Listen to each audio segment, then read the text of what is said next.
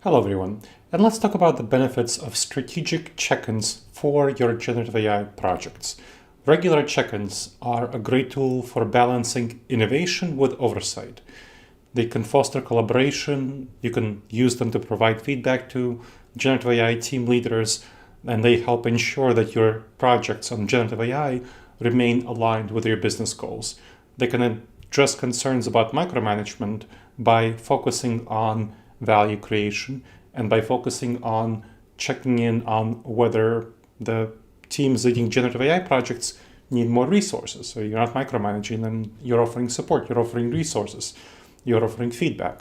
They enable leaders to act as facilitators rather than micromanagers and controllers, and helps also ensure that you follow the age-old advice of trust but verify, that you make sure to continue alignment while giving people sufficient rope to go out and make their own choices and own the project. How do you structure these check-ins? There are several types. You can do weekly, bi-weekly, or monthly meetings to provide consistent progress you use. That's one type of structure that I often recommend to my clients. Another type of structure that should be used alongside the regular check-ins is a milestone review on key phases like training or prototyping.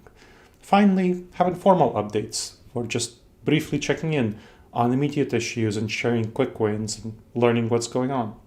When you do these check-ins, make sure there's open discussion on progress, challenges, and resource needs, and foster psychological safety to encourage more honest dialogue and innovation. For psychological safety, as my friend Amy Edmondson talks about, is the ability to feel like you can take risks and make mistakes without being punished for it. Of course, you shouldn't just make mistakes for the sake of making mistakes. You should make mistakes for the sake of learning and doing new things. When you do new things, you'll inevitably make mistakes. You're not going to be perfect. If you're not making mistakes, you're not doing enough new things. You're not innovating enough. So have psychological safety for your teams on generative AI projects. Let me tell you about a case study where I worked with a mid-sized bank that faced high call volumes and long wait times. I told them about a study by McKinsey Research showing an up to 45% boost in customer service productivity using generative AI, and they have a separate study focusing specifically on credit customer service, which also found that there's a 48% boost in customer service if you use generative AI. So the leadership working with me decided to implement a chatbot to handle more routine inquiries and leave more complex ones for their agents. So we designed a bi-weekly check-in every 2 weeks to ensure progress and foster collaboration, address challenges, check in on resource needs, focusing on alignment with strategic goals as part of it, including enhancing response times and customer satisfaction. We addressed the training challenges for the chatbot by expanding the data sets with specialized financial texts.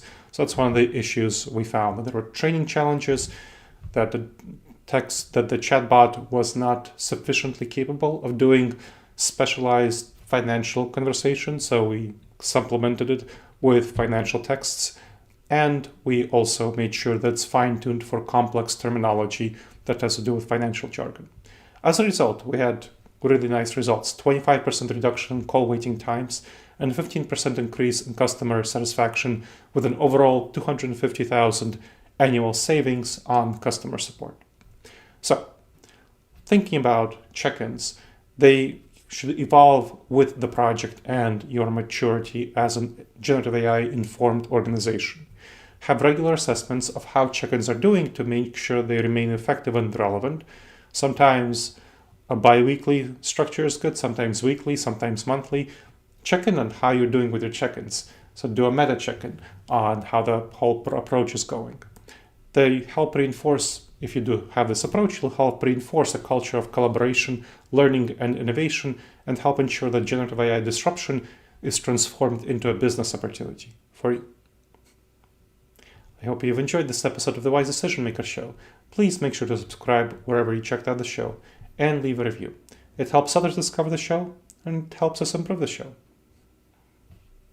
Oh, and if you have any questions, please email me at gleb, Gleb, @disasteravoidanceexperts.com.